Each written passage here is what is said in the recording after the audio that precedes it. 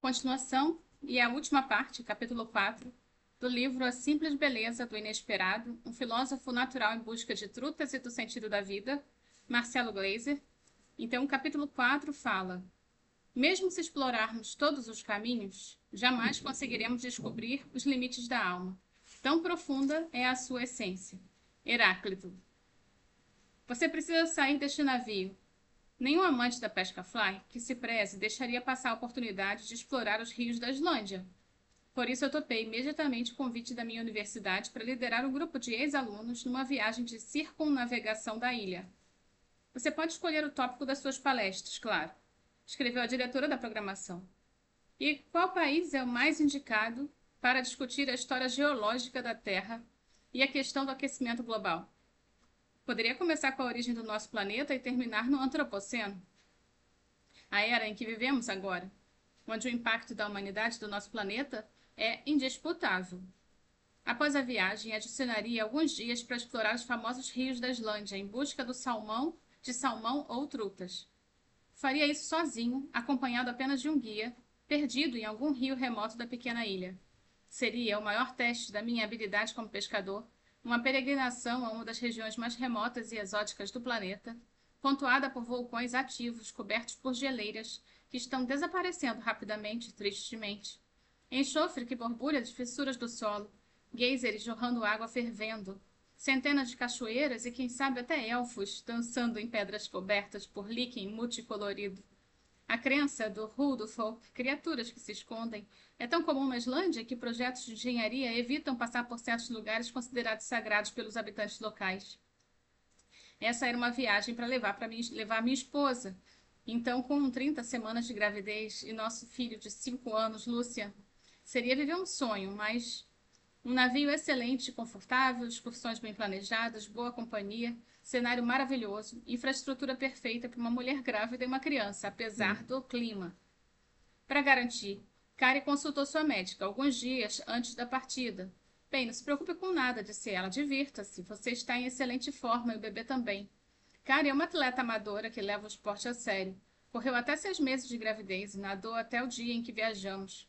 Então, hoje, é uma das melhores corredoras de obstáculo do mundo, na divisão de amadores. Então, 6 dias a bordo de um navio, cruzando as águas em torno da Islândia, seria moleza para ela. No dia 7 de julho, alguns dias antes da viagem, estava pesquisando um tópico para minha coluna semanal da Folha de São Paulo, e quando encontrei essa notícia no jornal Daily India, vulcão na Islândia ameaça entrar em erupção a qualquer momento.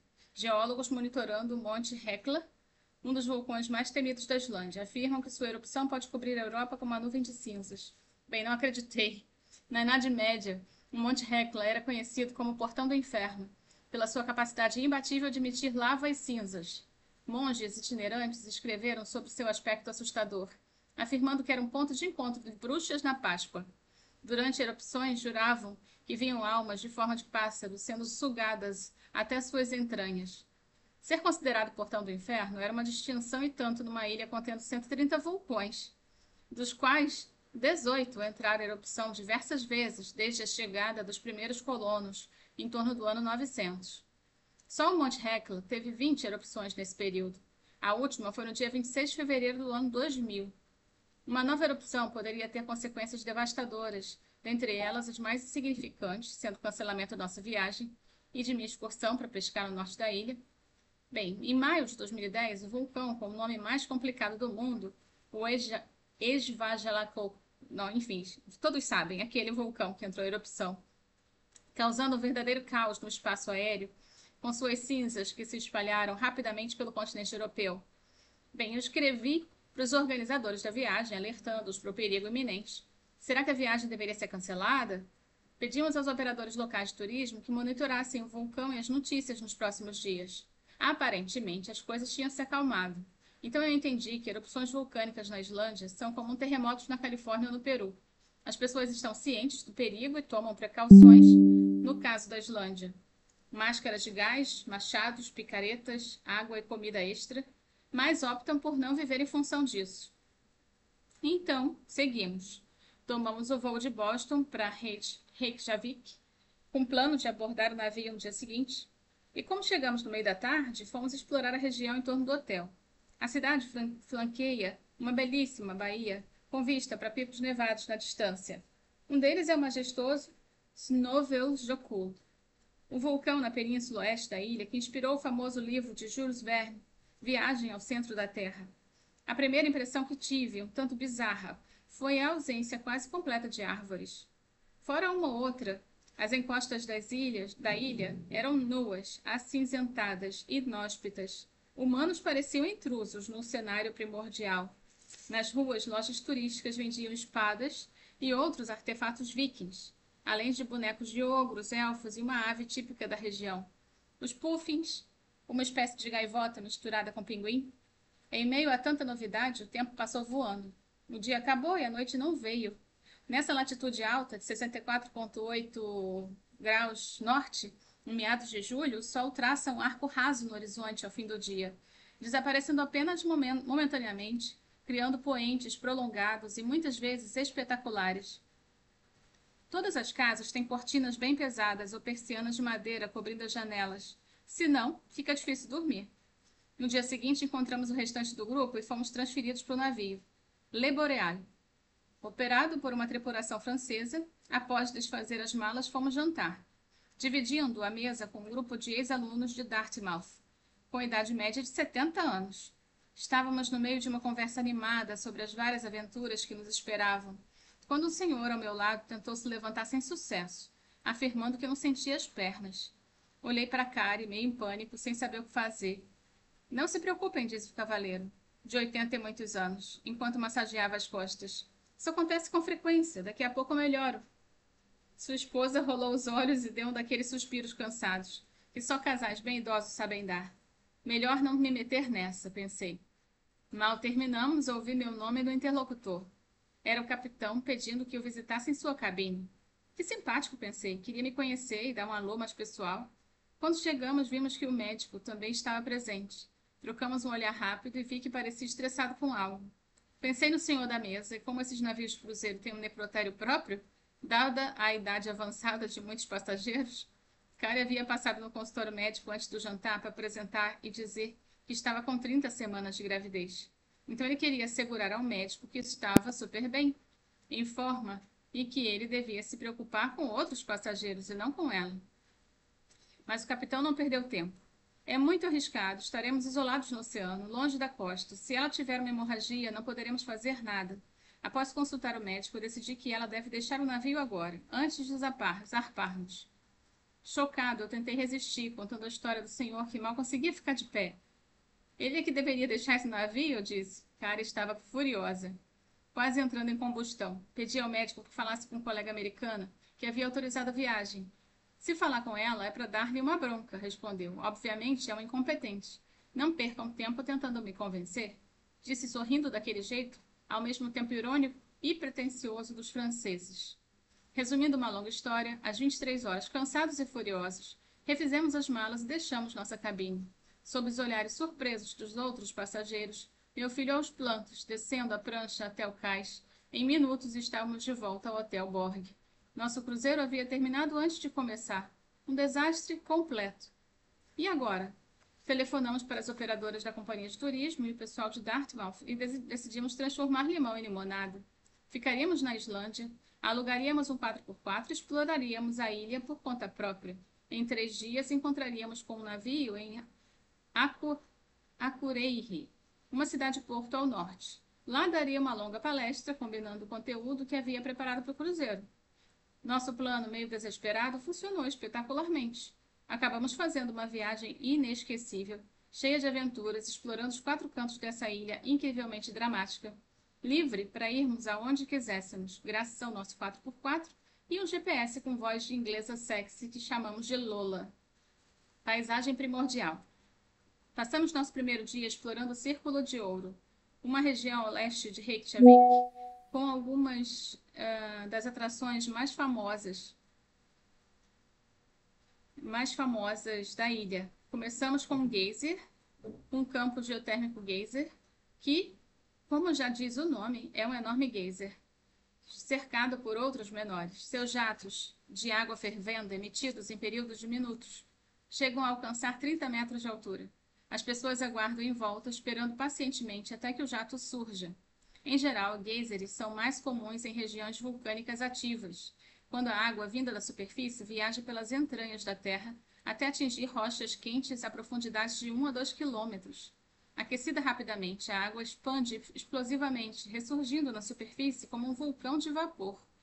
O geyser e seus vizinhos ficam sobre uma falha tectônica, uma fenda na crosta terrestre, onde placas rochosas deslizam em direções diferentes. Esse deslize das placas é a causa principal dos terremotos. Existindo no ponto de encontro entre duas gigantescas placas tectônicas, a norte-americana e a eurasiana, a Islândia está sendo literalmente dividida ao meio. É na junção dessas duas placas que encontramos a maioria de seus vulcões, que, como uma panela de pressão, agem como válvulas de escape para a furiosa atividade que ocorre no subsolo. Nosso objetivo ao chegar em Þingvellir, um parque nacional onde a fenda é visível da superfície, formando um grande cânion. No caminho, paramos em Gullfoss, a primeira de centenas das cachoeiras majestosas que avistamos, com um enorme volume de água despencando de altura vertiginosa. Fica impossível ver o fundo da queda, dando a impressão de que é sugado misteriosamente pelas entranhas da terra. Em meio aos sorrisos boquiabertos, me perguntei se haviam peixes naquelas águas. Difícil imaginar que não, mas essa outra parte da viagem começaria mais tarde. Com o tempo passando rápido, decidimos cortar caminho pela estrada F-338 para dar uma boa olhada na segunda maior geleira da Islândia, Langjökull. O que não sabíamos é que essa F-338 era uma estrada dos infernos, uns 60 quilômetros de terra abatida em péssimo estado, incluindo várias travessias de rio, onde só se podiam ver as marcas de pneu de um lado e de outro, separadas por águas que fluíam com muito mais pressa do que parecia ser razoável. Fora alguns musgos em rochas, não havia qualquer sinal visível de vida. Poderíamos estar em Marte. O carro saltava de buraco em buraco, fazendo Kari quicar no assento como uma bola de basquete. A coitada segurava a barriga inchada com tanta força que ficou com cãibras nos braços. Em silêncio, me perguntei se íamos ter um prematuro bebê islandês, nascido aos pés de uma geleira. Interessante que o nosso filho Gabriel parece mesmo com um pequeno viking. O cabelo quase branco e tão louro, e os olhos de um azul de deixar o céu com inveja. Por entre as nuvens de poeira e a estrada esburacada, pensamos no conforto da Le Boreal, cortando tranquilamente as águas do Atlântico Norte. Mais uma das características da nossa família é a perseverança, e conseguimos finalmente ver a geleira ao longe e o deserto gelado que a precede, com formações de areia e lava que parecem vir de um outro mundo. Felizmente, tanto o Kari quanto o carro aguentaram os abusos da F-338 e conseguimos terminar a travessia. Agora entendemos por que os habitantes locais dizem que ninguém deve se aventurar pelo interior da Islândia sem saber onde está indo. Com enorme alívio, chegamos inteiros e exaustos a Þingvellir.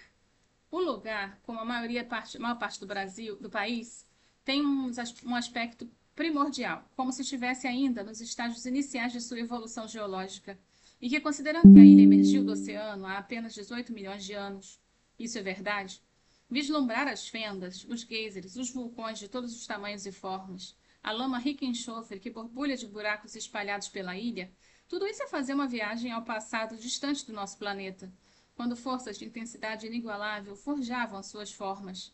O cenário austero, os fiordes cobertos de gelo despencando no mar escuro, evoca um tempo antes do nosso, quando a Terra era outra. As caminhadas que fizemos por lugares remotos, subindo até a cratera perfeita do vulcão Eldborg, para espiar suas entranhas, eram como uma peregrinação numa terra sagrada, o domínio de Odin e seu filho Thor.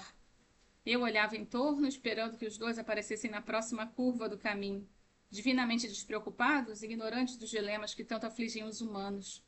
Para chegar a Akureyri e encontrar o Le Boreal, circundamos a ilha em direção horária, partindo de Reykjavik. Com isso, podemos explorar algumas regiões menos conhecidas, como os fiordes perto de Ísafjordur, uma pequena cidade situada numa península no nordeste da Islândia. As elevações enormes, abruptas, debruçando-se sobre as casas coloridas, pareciam gigantes esperando pelo momento exato de expulsar os humanos para o mar. Mas, julgando pela reputação dos habitantes de Ísafjordur, provavelmente encarariam o desafio e os gigantes. São os anfitriões do Campeonato Europeu de Futebol do Pântano, uma modalidade impossível jogada nos campos com lama até os joelhos. Eu não imagino que muitos brasileiros se aventurem, especialmente na latitude de 66 graus norte. Ainda assim, esse futebol na lama não se compara ao que define o verdadeiro homem islandês. Nadar nu em águas gélidas até a ilha de Drangey, segurando uma tocha acesa numa mão e cantando o hino nacional. Se esse é um ritual de que todo adolescente precisa participar, dá para entender por que a população da ilha vem diminuindo. Akureyri é uma cidade-porto muito charmosa, situada numa península que parece um buraco criado por uma tacada de golfe, dada pelo próprio Odin. O resultado é uma baía alongada, na forma de U, com uma cidade ocupando a parte da curva inferior. Quando chegamos, o Leboreal já estava ancorado, desproporcionalmente grande, parecendo um dedão inchado prestes a achatar a bela área do porto. Kari fez questão de encontrar o capitão e o médico. Passamos dias ótimos explorando algumas das regiões mais remotas da ilha, disse ela, com um sorriso de desdém. O melhor foram as caminhadas nas geleiras até a boca dos vulcões. O médico sorriu de volta, obviamente sem graça. Pena que vocês estavam presos a bordo do navio. Bem, fui levado ao auditório a bordo, onde meus alunos esperavam. Estava animado para finalmente poder trabalhar um pouco, dando uma palestra sobre nossas origens, sobre a história geológica da Terra e a questão do aquecimento global. Bem, fico aqui, sigo no próximo vídeo. Tchau, tchau.